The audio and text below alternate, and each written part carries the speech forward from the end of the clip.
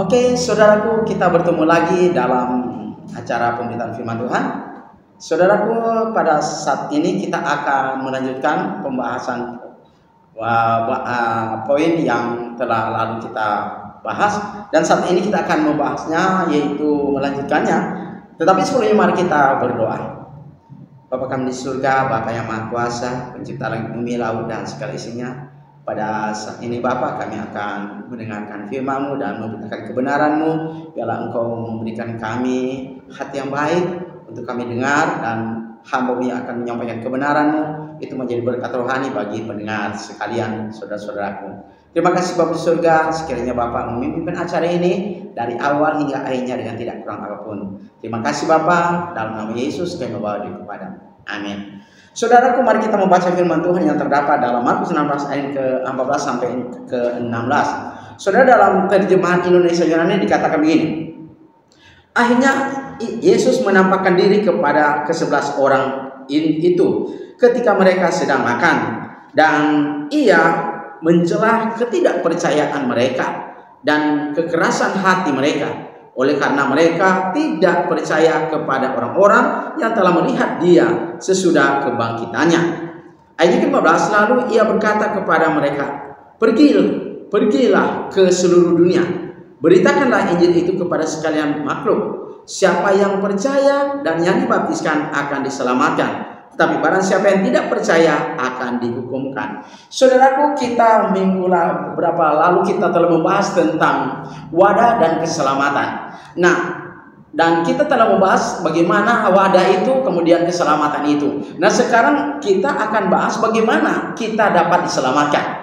Saudara, dalam Markus 16 ayat ke-16 dikatakan di situ oleh Yesus sebelum dia naik ke surga bahwa pergilah kamu ke sekalian bangsa, semua bangsa, beritakanlah Injil itu.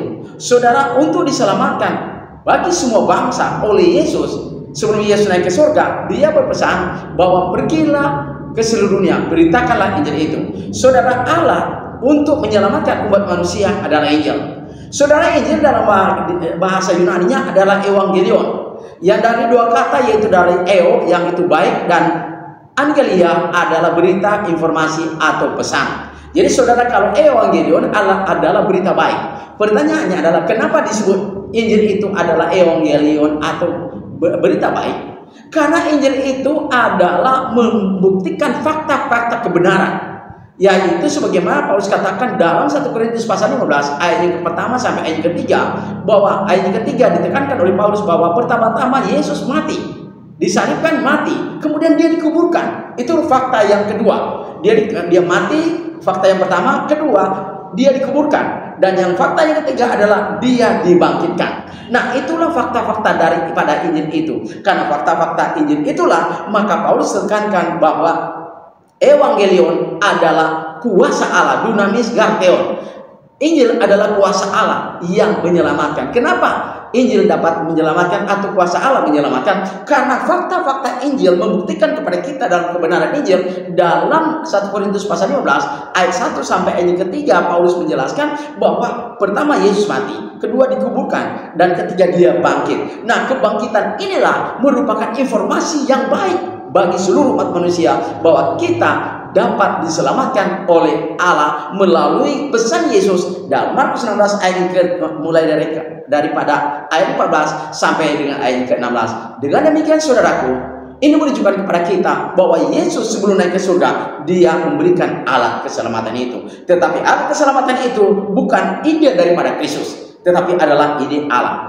Sebagaimana dijelaskan oleh Injil Yohanes dalam Injil Yohanes 8 ayat ke-49 sampai 50, di mana pesan yang Yesus berikan itu berasal dan bersumber dari Bapa itu sendiri, saudaraku. Itulah sebabnya dikatakan dalam Markus 16 ayat ke-15-16 bahwa Yesus harus memberikan penekanan bahwa pergilah ke seluruh dunia para rasul untuk memberitakan Injil. Mengapa? Pertanyaannya adalah mengapa Yesus harus menyuruh para rasul pergi ke seluruh dunia? Supaya manusia dalam dunia ini dapat diselamatkan. Nah, mengapa harus diselamatkan, saudaraku? Karena manusia jatuh ke dalam dosa. Dan itulah sebabnya dalam Roma 3 ayat 23, semua telah berbuat dosa dan kehilangan kemuliaan Allah. Itulah sebabnya saudaraku, Injil Evangelion adalah fakta-fakta kebenaran yang diungkapkan di dalam Injil Kristus itu sendiri, bahwa Yesus mati, dia dikuburkan, dan dia dibangkitkan. Sama halnya dengan kita saudaraku. Apa yang terjadi apabila kita mau diselamatkan oleh Allah? Maka fakta yang kedua adalah kita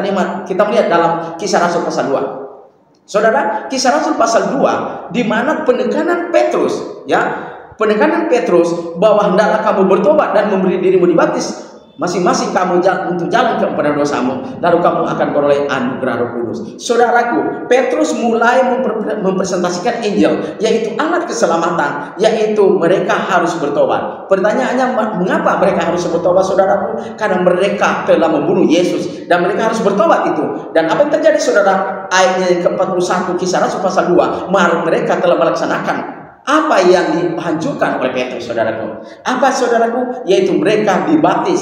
Dalam Kisah Rasul 2:41 dengan jumlah nominal 3.000 orang dibaptis. Dalam Kisah Rasul 2:41 di mana dengan jumlah 3.000 orang mereka telah melaksanakan apa yang pertama kali yang Yesus pesankan kepada para rasulnya, yang dilaksanakan oleh Petrus dalam Markus 16 ayat ke-15-16. Saudara, faktanya ketika mereka mendengar, mereka percayakan Injil itu, mereka melaksanakan Kisah Rasul 2:41, dibaptis, yaitu masuk ke dalam air. Saudaraku pendengar yang saya kasih dalam kasih Kristus, dengan demikian saudara, semua umat manusia dalam kolam ini, saudaraku, harus diselamatkan oleh alat keselamatan, yaitu Injil Kristus. Dengan demikian saudara, kita setelah dibaptis, maka Kisah Rasul pasal 2:47, Allah menambahkan kita ke dalam bilangan orang yang beroleh selamat. Saudara, pertanyaannya adalah, mengapa kita ditambahkan kepada orang yang beroleh selamat? Saudara, ingat saudara, dalam Kisah Rasul pasal 2 ayat 1 sampai ayat ke-13, itu kerajaan itu datang. Beberapa saat lalu kita telah membahas itu, bahwa kerajaan Allah datang dengan kuasa menurut Markus 9 ayat 1. Kemudian saudara, apa yang terjadi? Maka kuasa itu datang pada hari Pentakosta di Kisah Rasul pasal 2 di Yerusalem. Maka disitulah mulai Kisah Rasul pasal 2 ayat 1 sampai 13, itu kerajaan itu datang. Dan ketika 3.000 orang dibaptis, saudara, apa yang terjadi? Maka mereka ditambahkan Tuhan ke dalam bilangan orang yang diselamatkan oleh Allah, yaitu pertama 3.000 orang dimasukkan ke dalam kerajaan Allah. Kemudian Kisah Rasul 2:47, Allah menambahkan mereka hari-hari ke dalam orang yang beroleh selamat. Mengapa orang beroleh selamat itu diselamatkan oleh Allah? Karena 3.000 orang ditambah para rasul telah berada dalam kerajaan Allah. Itulah sebabnya saudara, penting bagi kita mengerti bahwa wadah dan keselamatan itu sangat penting, dan untuk diselamatkan kita harus mentaati Injil Kristus. Dengan demikian saudaraku, kita harus mentaati Injil Kristus. Roma 10:17, iman datang daripada pendengaran akan sabda Kristus. Sabda Kristus itulah yang dipesankan oleh Yesus dalam Markus 16 ayat 15-16. Para rasul harus pergi memberitakan Injil, supaya dengan Injil orang percaya, dan dengan Injil itu mereka mentaati dan dibaptis, maka mereka dapat diselamatkan. Saudaraku, demikianlah saudara topik pada saat ini, ya. Semoga bermanfaat bagi kita semua. Saudara, sebelum kita akan menutupnya, mari kita berdoa. Bapa kami di surga, terima kasih kami telah mendengarkan sabda kebenaran firman-Mu, yang mana Bapa kami selalu membutuhkan akan kebenaran-Mu. Biarlah kami selalu lapar dan haus akan kebenaran-Mu. Dengan demikian Bapa, kami butuh asupan kebenaran firman-Mu. Kami akan diselamatkan ketika kami bertekun di dalam Engkau dan di dalam firman-Mu, karena kami percaya firman-Mu akan mengkuduskan kami. Firman-Mu itu akan menyelamatkan kami menuju surga yang kekal. Terima kasih Bapa di surga, kami telah membawakan firman Tuhan dan kami telah mendengar. Biarlah itu menjadi berkat rohani bagi kami. Terima kasih Bapa, dalam nama Yesus kami membawa doa itu padamu. Saudaraku, apabila saudara memiliki pertanyaan, silakan hubungi nomor saya di 0853 40 42 9873. Sekali lagi, hubungi saya di nomor 0853 40 42 9873. Terima kasih saudara, Tuhan memberkati.